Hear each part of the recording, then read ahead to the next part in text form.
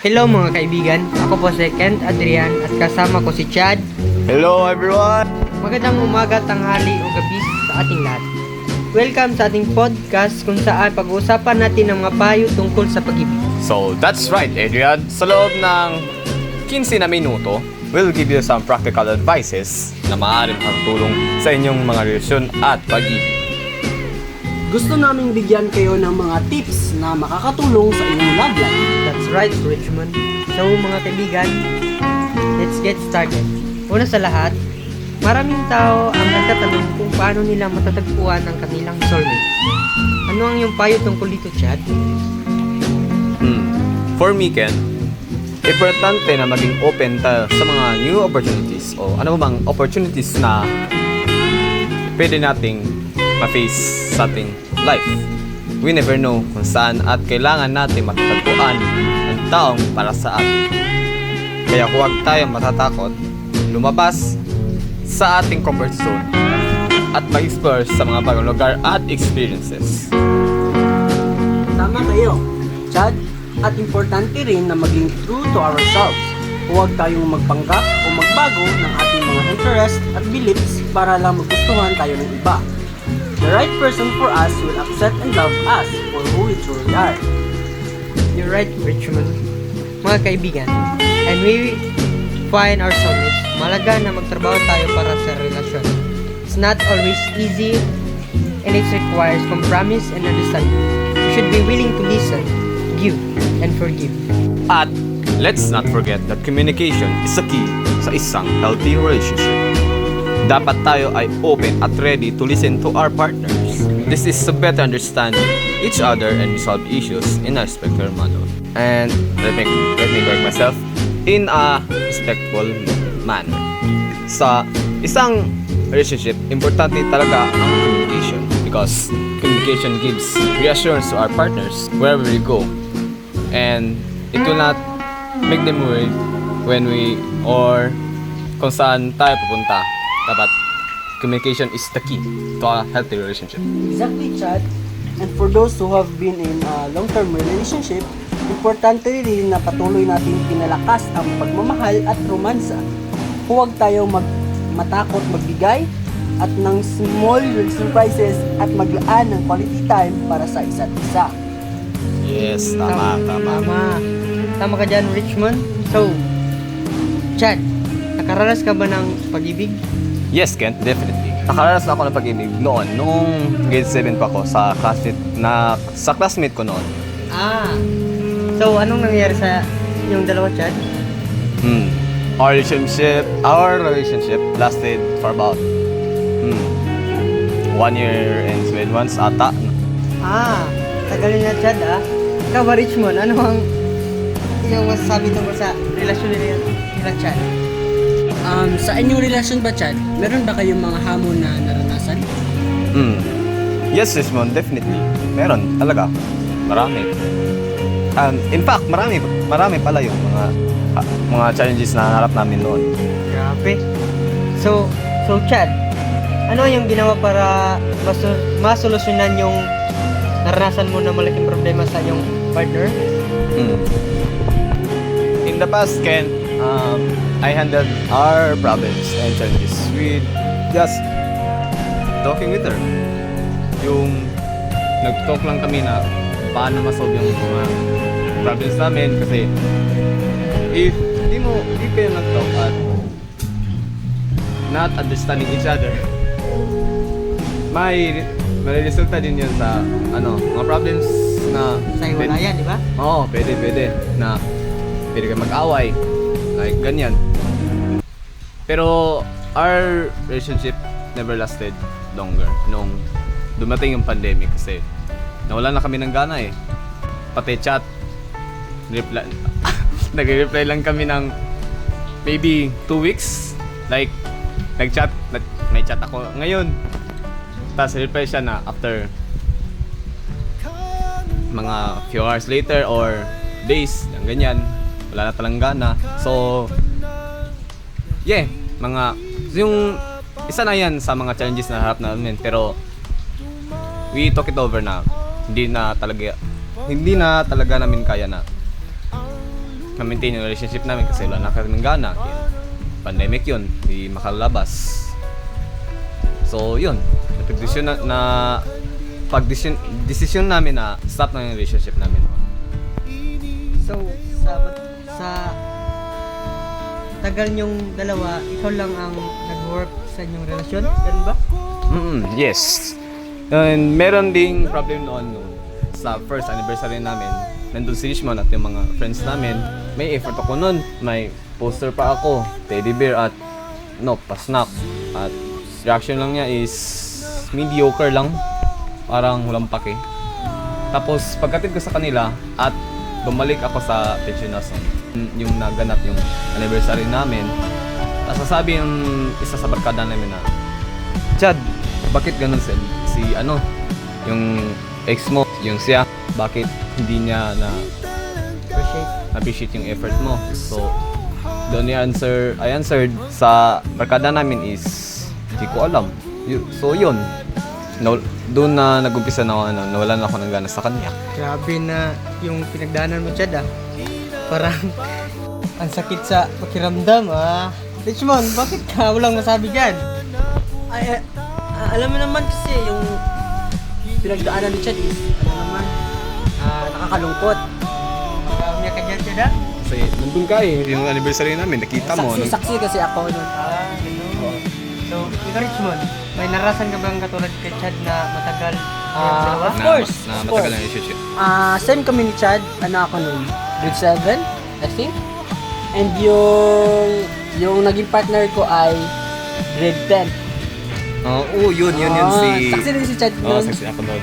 Then, so, nagtagal... Hindi yun grade 7, grade 8 yun. Grade 8 ba?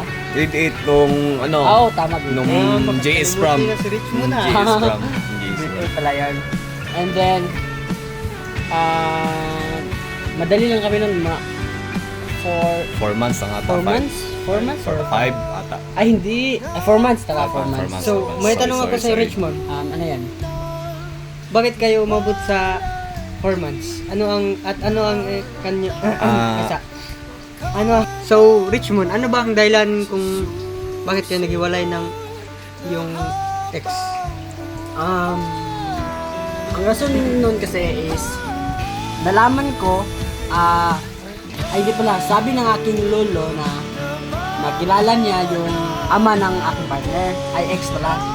So nalaman ng lolo ko na hindi kami pwedeng dalawa kasi kamag-anak din daw kami. So as a Subanin tribe, bawal sa amin na umibig sa kamag-anak. Kasi sa bukdugo kasi kami. Bawal talaga yun. For me, Richmond is right also because I'm also from Subanin tribe like him. So ayun, alam ko din yung naranasan ni Richmond noon, yung ex niya na relatives lang pala. Kawawa naman ang iyong Yes, ng dalawa. kawawa Nakakalungkot, talaga. men. Ikaw ba, Ken? Ano? Ano ba ang yung naranasan sa pag-ibig? No, ilan ex nga ba? As a ngayon, may ex ka ba or may First may relationship. partner? First relationship pa lang. Para sa akin, wala akong na-ex, kundi first time ko palang nagkaroon ng relationship. So actually, meron ka jowa ngayon. Mayroon. Diba? Ilang months na kayo? Years? Ano ba? Months or years? Years na kami. 2 years and 4 months. Ayan. Still counting. Stay strong kami Still counting. Sana all. Sa mayroon ba kayong problema na kinakaharap, pinagdaraanan? Oo, yes. Sa nakarang taon, marami pero confidentially. So, may tanong ako. Pwede bang malaman ang iyong sa inyong dalawa ay sa inyong partner na ano ba to? How about this? What's your secret for maintaining a long relationship like that? Ang sekreto namin, Chad, ay simple. Yung ma-apply nyo sa inyong relasyon yung understanding For each other. Ganyan. Sige. Sige, patuloy ka. So, ang understand So, importante talagang pag pagkakaintindihan naming dalawa dahil ito yung nagbibigay ng kalagahan sa aming relasyon na magtagal. So you applied good communication Oo, and good. understanding. Yes. Sige. Good one. So ngayon, nakarating na kami sa matagal na relasyon. So, At may advice ako sa mga nakikinig sa atin ngayon, Chad at Richmond. Kung gusto nyong magtagal kayong dalawa, i-apply nyo yung understanding at good communication sa inyong dalawa, sa inyong partner. Or Ano ba so yan? just like I said kanina, yung Yes. good communication, yes, importante yun. ano ba bang communication lang ba ang Ang sikreto nyo na tagal kayo ni, yung Siyempre girlfriend mo. marami ba yan, Oh, hindi lang naman communication. so diba LDR kayo? Importante rin yung Yung, ano ba? what's the word? Accept mo yung kung ano siya. tama ka dyan.